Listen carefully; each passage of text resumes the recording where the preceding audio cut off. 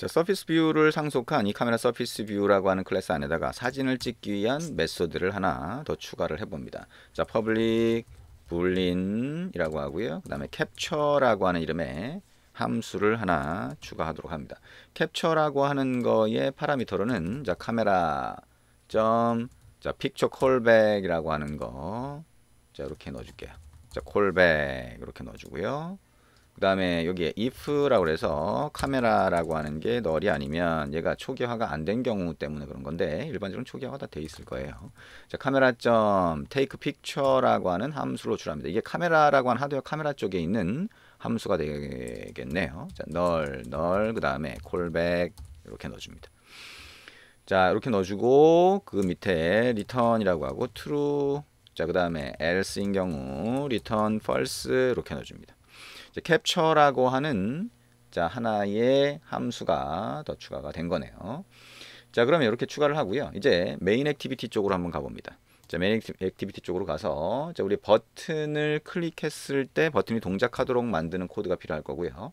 그 다음에 조금 전에 만든 자, 우리 카메라 서피스 뷰라고 하는 거를 객체로 만들어서 화면에 추가를 해줘야 되겠죠. 그 우리가 화면에다가 프레임 레이아웃을 추가를 해놨으니까 프레임 레이아웃 안쪽에다가 한번 넣어보도록 합니다. 자, 그러면 자, 프레임 레이아웃이라고 하는 걸로 자, 컨테이너라는 이름의 변수를 선언을 하고요. find view by id r.id.container 이렇게 볼 수 있겠네요. 자, 그리고 자, 카메라 서피스 뷰라고 하는 객체를 하나 만들어야 되겠죠. 그거를 변수에 할당을 해주면 카메라 서피스 뷰라고 하고요. 자, 카메라 서피스 뷰 이렇게 이름의 변수를 만들어 주고요. 카메라 서피스 뷰라고 하는 변수에는 new라고 하고 카메라 서피스 뷰 그다음에 this 이렇게 컨텍스트 객체를 하나 넘겨주도록 합니다. 그리고 container.add view라고 하고요. 카메라 서피스 뷰라고 하는 객체를 add view로 해서 추가를 해줍니다. 자, 그 다음에 버튼이라고 하는 거를 하나 찾으면 되겠죠. 자, r.id.button이라고 하면 XML 레이아웃에 추가한 버튼이 찾아질 거고요. 자, 버튼.set on click listener, new on click listener, 엔터를 칩니다. 자, 그러면 여기 안에서 이제 우리 캡처라고 하는 함수를 호출하도록 할게요. 뭐 take picture든 capture든 자, 이름은 뭘로 하든 상관은 없겠죠. 자, public void capture라고 하는 함수를 호출하면 그때 사진 찍는 기능이 동작하도록 하겠다. 그러면 카메라 서피스 뷰 안에 우리가 이미 만들어 놨죠. 그래서 여기다가 capture라고 하는 걸 만들어 놨으니까 이렇게 하고요. 자, 우리가 callback이라고 하는 거, picture callback이라고 하는 인터페이스를 구현하는 객체를 전달해 달라고 했으니까 자, new라고 하고요. 자, picture callback 자, 이렇게 해서 엔터 이렇게 쳐봅니다.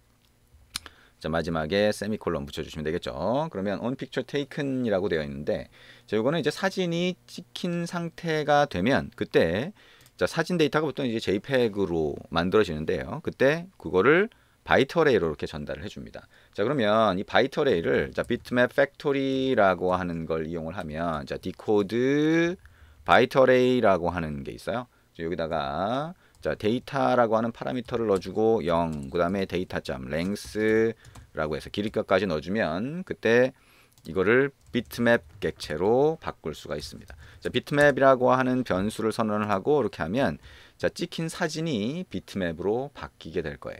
그러면 찍힌 사진이 비트맵으로 바뀌었으니까 자, 그거를 가지고 자, 우리가 화면에다가 표시해 줄 수가 있겠죠. 화면에 표시해 주도록 한번 만들어 볼까요? 우리가 책에서는 그거를 미디어 스토어라고 해서 여러분이 이제 단말에서 카메라 앱을 이용해서 사진을 찍으면 앨범에 추가가 되잖아요. 그것처럼 앨범에 추가할 수 있는 방법 이런 것들이 나와 있는데 우리는 이제 화면에다 그냥 바로 추가를 한번 해보죠. 여기가 카메라 미리 보기 영역이고 자, 여기 위쪽에다가 이미지 뷰 하나 더 추가를 하면 되겠네요. 자, 이미지 뷰를 버튼 아래쪽에다 추가를 하고요. 자, 여기다가 IC 런처를 일단 이렇게 할당을 해보도록 하겠습니다. 자, 그리고 여기에 위드스하고 하이트라고 있는데 아예 고정을 시켜볼게요. 100dp 그 다음에 하이트도 100dp 이렇게 봅니다.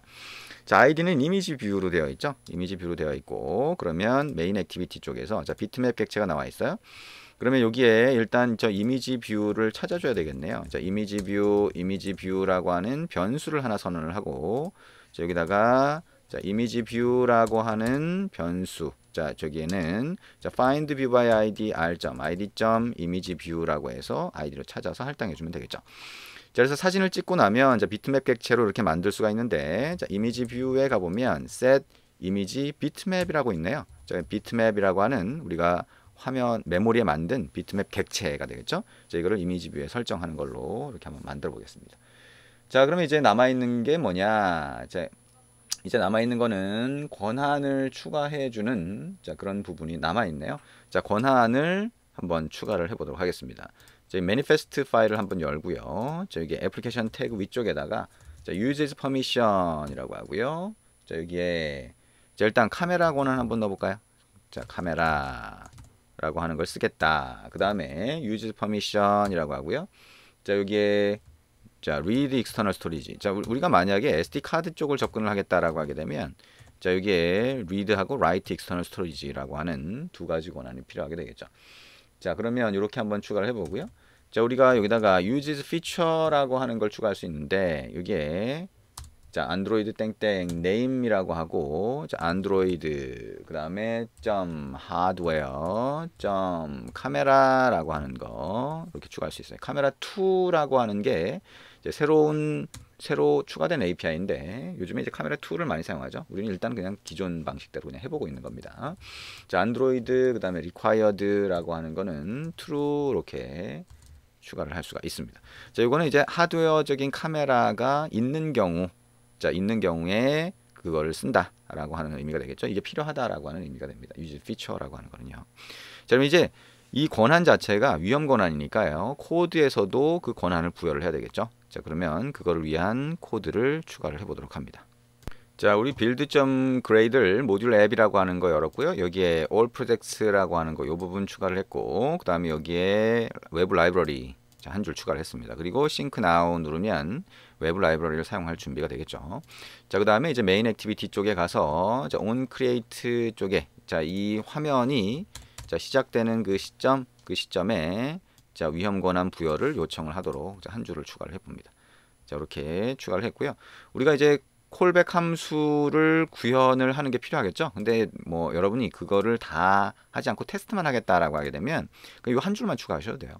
이거 한 줄만 추가하면 그때 자, 필요한 권한을 요청을 하게 됩니다. 물론 권한을 허용을 했는지 안 했는지에 따라서 추가적인 작업이 필요할 수 있으니까 실제로 이제 실무에서는 이렇게 하시면 안 되고 실제는 조금 더 필요한 작업을 하셔야 되겠죠. 자, 그러면 어쨌든 자, 이렇게 해서 한번 실행을 해보도록 하겠습니다. 자, 에뮬레이터를 실행을 했고요. 이제 앱을 실행을 해보도록 하겠습니다. 자, 앱을 실행해서 정상적으로 동작하는지 한번 확인해 보면 되겠네요. 자, 에뮬레이터 쪽으로 앱이 실행될 때까지 조금 기다려 보면 될 것 같고요. 자, 앱이 실행되면 일단 위험 권한 부여가 되는지를 먼저 봐야 되겠죠. 자, 이렇게 자, 화면이 뜨고 자, 동작하는지 한번 봅니다. 동작이 제대로 안 되네요. 뭔가 오류가 있거나 하면 제대로 동작이 안 될 겁니다. 그 오류를 한번 확인해 보시면 됩니다. 자, 지금 이제 오류를 한번 확인해 볼게요. 로우캣이라고 하는 거를 열고 보면 여기에 요 줄에서 에러가 난 걸로 보이죠. 그래서 여기 가보면 카메라 오픈할 때 카메라 쪽이 연결이 안 된다. 이거는 위험 권한 부여가 되기 전에 만약에 이렇게 됐을 경우를 얘기하겠죠. 그러니까 여러분이 이제 실제 필요하다면 이 위험 권한 부여를 한 다음에 그 다음에 카메라 미리 보기가 시작되도록 이렇게 만들어 주시면 됩니다. 자, 어쨌든 다시 실행을 해서 한번 보면 될 텐데요. 다시 실행을 해보면 이렇게 위험 권한 부여하는 게 뜰 수 있고요. 자, allow라고 해서 위험 권한 2개를 이렇게 다시 부여를 해봅니다. 그리고 다시 실행을 한번 해보면 되겠죠. 자, 이게 뭐 오류가 나서 실행이 안 되면 그러면 이제 뭐 이렇게 위험 권한 부여하는 거를 먼저 하셔야 되겠죠. 위험 권한 부여를 하니까 이렇게 카메라 미리 보기가 뜨게 되고요. 자, 이게 지금 잘 안 움직이는 거는 에뮬레이터 쪽에서 그런 거고요. 여러분이 실제 단말기에서 동작을 시키면 제대로 보이게 될 겁니다. 사진 찍기 이렇게 하면 이렇게 찍힌 사진이 보이죠.